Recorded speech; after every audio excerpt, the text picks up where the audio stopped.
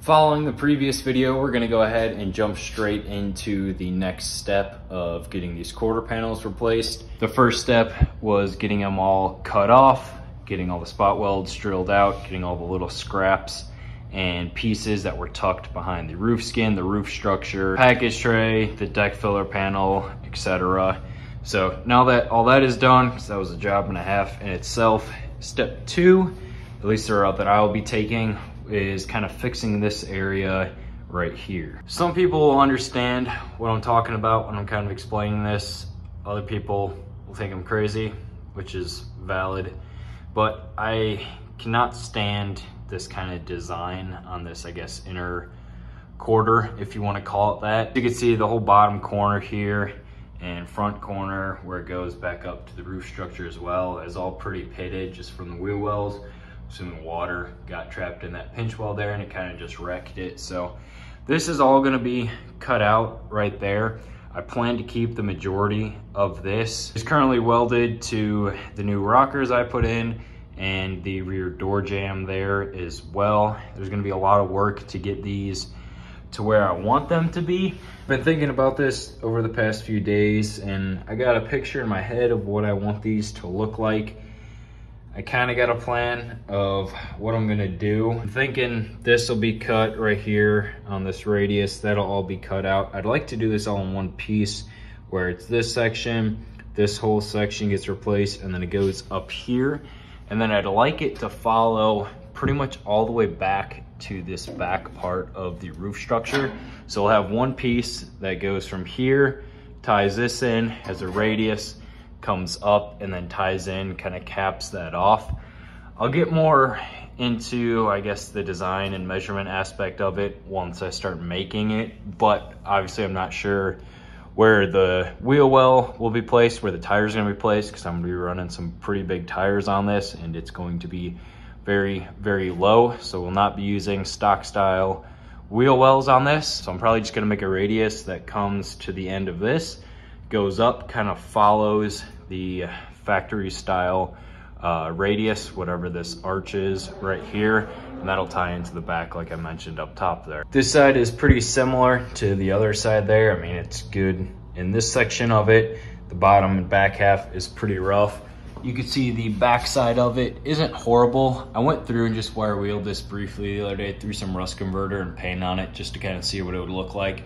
I'm gonna have to go back and redo that, especially since I'm gonna be cutting most of that out, replacing it, but I was just curious there. So step one to getting these rear inner quarters, if you wanna call them that, to the place I want them to be, we'll be cutting all this junk out right here.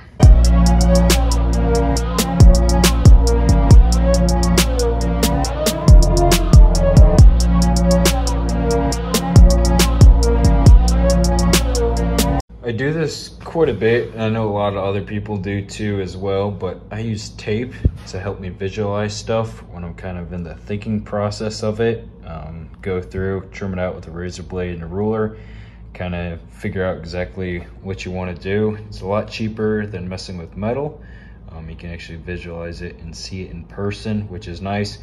When it comes to doing the rest of the chassis and all the cage and stuff, I will use plenty of tape to kind of mock up, you know, where bars and tubes are gonna go, but this is a pretty good example of what I'm thinking for this side here, so it'll be all smooth. I think for now I'm gonna go ahead and just leave this on an angle.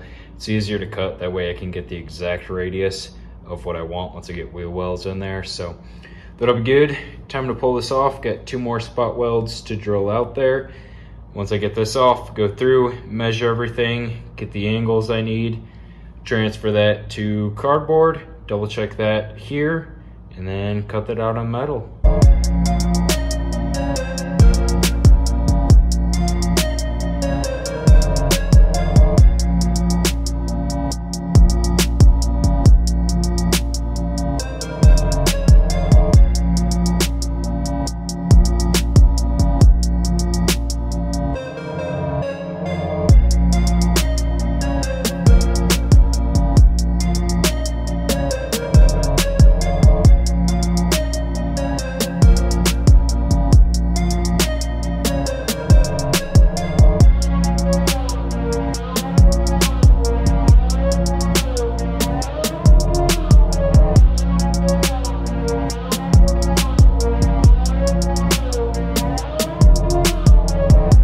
Quick little progress update. I got my templates transferred to sheet metal here. Got them both cut out. I was hoping to make everything in one piece side to side, but overall it's gonna end up being 4 pieces instead of 2.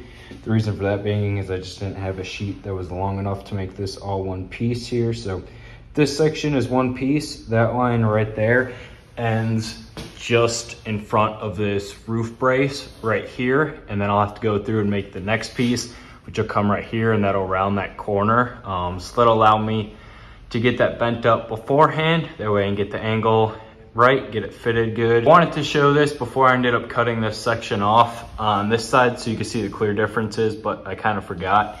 The roof structure would have hung down a little bit, and then a piece would have came down about here, and then this corner would have been folded back. So to simplify things and make it all look good, I went ahead, trimmed that. Like I said, that new piece will go right there. Still got to hammer it out of this to make it flush, but this at least gives you an idea of how that's going to look, opposed to how it was from the factory, just like so. The idea behind doing it this way is once I get the new pieces all welded up, it'll be a perfectly square edge in line with the roof structure, which you can see comes down right there. So that'll tie into that. And then if I want to put a piece, you know, going side to side, because this part will be gone, I can do that. If not, I'll have a nice 90 right here. Going forward, I probably am going to trim this, square it off, and cap it off just so it's flush with all this. But I will do that at a later date. Once I cut this bracing off, that'll give me some more access to do that. For now, I got some more cleanup work to do on what's remaining of the factory sheet metal. Get that prepped, go through, get these clamped in place, use some magnets to hold them, and start burning them in.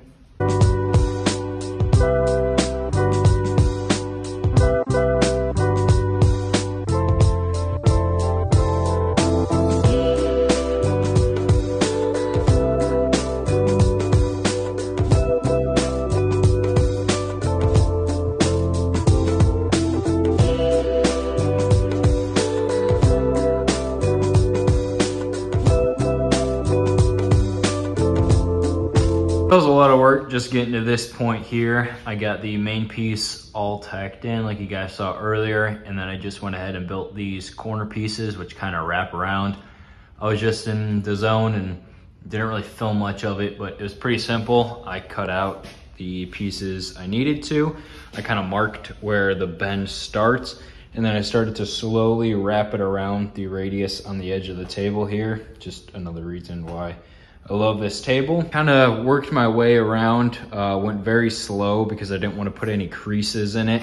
I got one, which you can kind of see right here. It's like right where it starts. It kind of kicks out on a hard angle. So with a hammer and dolly, I should be able to get that pretty flush, but for not having a slip roll or anything, I think that turned out pretty good there. Then getting them welded on was another tricky task, just going slow, getting everything clamped in, you know, kind of hammering it to the exact angle, while also trying to keep this square all the way around. So this was starting to kick out, and I realized it about halfway through. So I had to go through, kind of adjust that, and then as you can see like that, that is level all the way across. So that is exactly what I needed. Once I go through and hammer and dolly this, get this flat, then I'll go through, trim up the edge. I'll throw a laser on it to make sure that this is level with that side over there. And those two will be totally dialed. I'm gonna go ahead and get to work on welding the rest of this up right now. I went ahead and left a nice gap. It's about a 1/16 of an inch in between the new piece and the old piece. I really like using these kind of clamps. That way you can get that spacing in between, so when you go to weld it, the weld burns in between the old and new metal and not on top of it. So I'll go through, weld that from the back side, probably from the front side as well, go through, smooth them both out, but you can kind of see how this is all gonna come together here.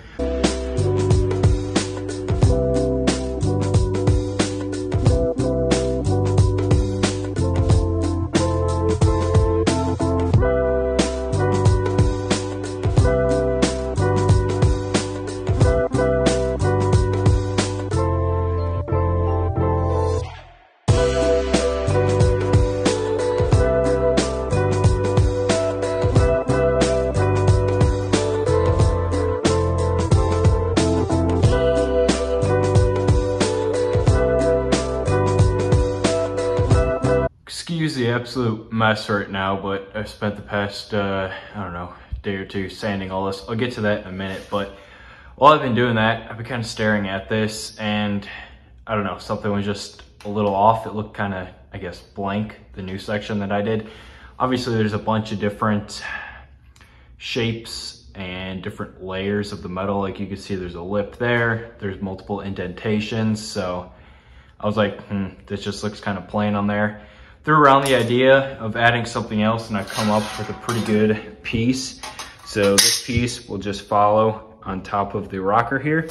It'll go up in here just like so. It's nothing crazy. Got a nice 1/2 inch gap underneath all of that. I'll get that welded in place. Make one for the other side. Debating right now if I want to leave this flat edge on it or if I want to round it off. So we'll see what I end up doing.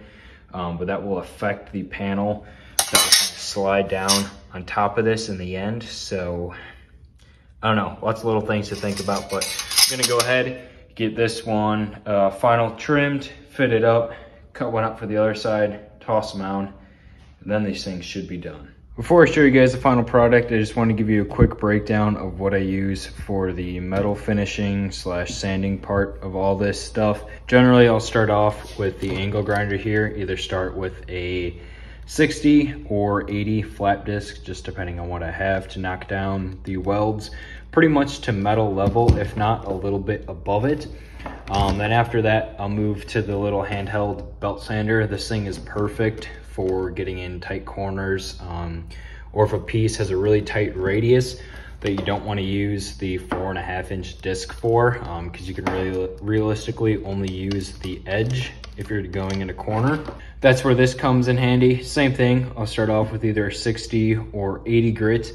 Then once I kind of get that all pretty much smooth, you know, there might be a couple high spots, couple low spots, I'll start working my way up. Generally to about 220 is kind of what I stop at, just for this portion here. So I'll go, you know, 80, then 120, 180, and then 220, and I'll kind of, you know, bounce back and forth. If there's more of a high spot on the weld, I'll hit it, you know, with the flap disc. Then if a tight little corner needs to be attended, go back over to the little handheld belt sander.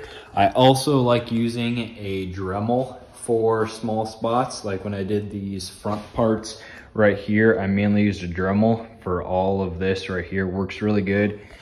Very time consuming, very frustrating at times, but it definitely helps, especially if you want to get like nice precise lines. You can get in there with a really fine bit, almost like the size of a pencil, and it's really good for that stuff. Once I'm done with the grinder, the belt sander, and the Dremel, I'll go through and hit everything with the DA here. Probably start off with, once again, either 60 or 80 and kind of work my way up. You know, use the corners for everything and then go through and kind of just let it rest on the middle spot and work my way all over the panel there. So here's the final product on the passenger side. Everything turned out super good. I'm very happy with that. It was very time consuming just to go through and kind of mock everything up and get it set in place, measure exactly what I wanted, making that back radius piece. I'm gonna climb in there and show you. Making that back radius piece match up to the radius of the roof structure was a little bit tricky, but I'm glad that that worked out there. Once I get the wheel well set in place, you know, down the road, I'll kind of place it up against here, you know, say it's gonna go up there, I'll trim that. If I gotta make a bracket to attach that, I can do just so. But this eliminated all of the rust on here. I'm glad I went ahead and added this little panel in the bottom. I ended up doing a like a chamfered edge on that turned out really nice. So kind of all blends together in bare metal here, but once I go through and probably toss some primer and just a coat of paint on it so it doesn't flash rust, you'll probably be able to see the different depths on it. But standing back, that looks pretty good. I think it looks a little bit better than just the big blank space on there. I forgot to take a before picture, but there used to be a seam right here of where the inner quarter and kind of the back part right here overlapped. So I split that seam, hammer and dollied them until they were together there, and I had a nice little gap. That was the gap of the cutoff wheel from when I cut that. So now they're even one piece, weld that up.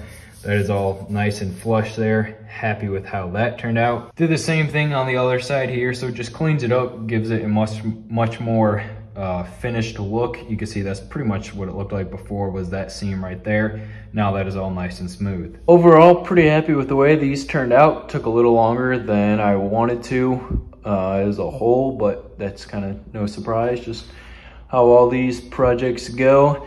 This piece down here is kind of resembling the factory style piece where it had just a giant block right there. And I wasn't sure if I wanted to either end it there, or you can see where I got this other little dip right here, because I got a 1/2 inch gap from the top point of the radius down to this that just follows that all the way along. I wasn't sure if I wanted to either end it there, but I decided to go with the full piece. I think it looks the best, looks pretty complete. Cool to stand back and see all this kind of come together here.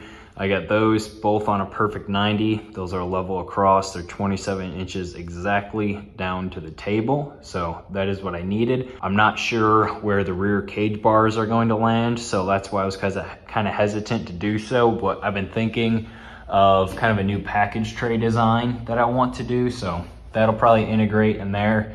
I don't know, lots of ideas going on, but now that these pieces are complete, that is a good point to build off of going forward for whatever brackets I need for the wheel wells, for the package tray. So I want to make sure those are right, those are square, they match, there's no more rust there.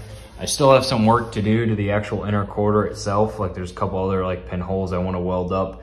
You can see this lip right here, there's two different layers. So you can see I did a test piece right there where that is nice and flush. So still gotta do that. Lots of little work that people probably won't even notice. Like these panels will just blend in, but I guess that that is what I want, just for them to blend in and be nice and clean. Now I just need to decide what part I want to tackle next. Rust repair or package tray, start on new sheet metal. I don't know, there's a lot that needs to get done. Don't know what is exactly the best way to go or what I should do first. I mean, I don't think it really matters. I just got to try to think time-wise and structurally in terms of the car, what's the best piece to do first so I kind of don't screw myself over later. I want to do the package tray right now because that's more of a creative thing where I get to make something. But the sheet metal replacement should probably come first. That way it can kind of hold the car together. So when I start taking that package tray out, you know, it doesn't just collapse in on itself. So we'll see. But in order to do some sheet metal, I gotta do rust repair. I gotta do a lot of wire wheeling on that roof structure. So lots coming up. Just fortunately, these projects just take longer than I would like because my OCD drives me insane. If I don't like one little thing, it's, you know, I spend a whole night trying to fix that little thing, and half time I fix it or half time I make it worse, and then it turns into like a 2 or 3 day ordeal. So just how it goes, but appears to be the story of this car and everything I do now. And to end off this video here, we have some pretty exciting news about some pieces here for the Charger. So I'm gonna go ahead, bring them in and show you exactly what we got.